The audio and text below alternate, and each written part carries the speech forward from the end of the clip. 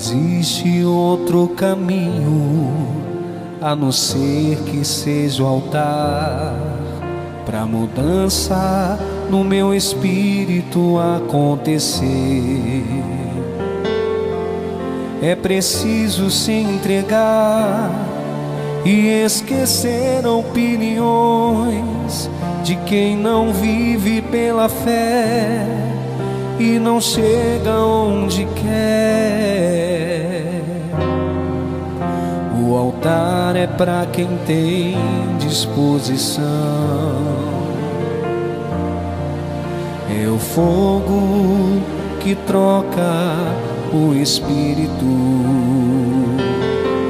é a mudança inteligente que te leva a usar a fé, que troca o teu espírito por um valente e te faz um vencedor.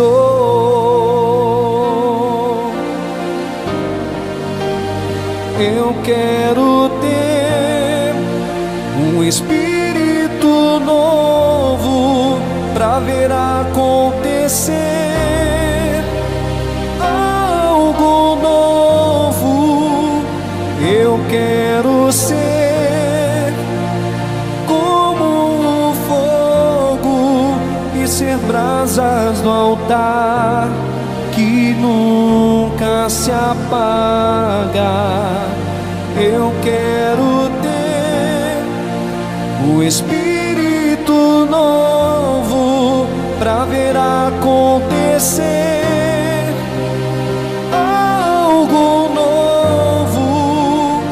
Eu quero ser como o fogo e ser brasas no altar que nunca se apaga.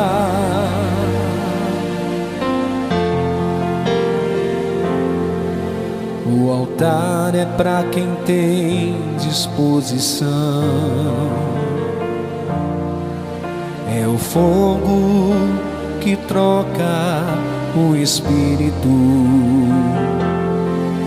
é a mudança inteligente que te leva a usar a fé, que troca o teu espírito por um valente e te faz um vencedor.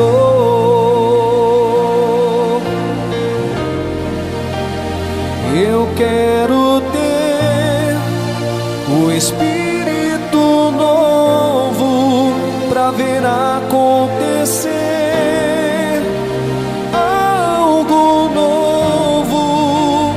Eu quero ser como o fogo e ser brasas no altar que nunca se apaga.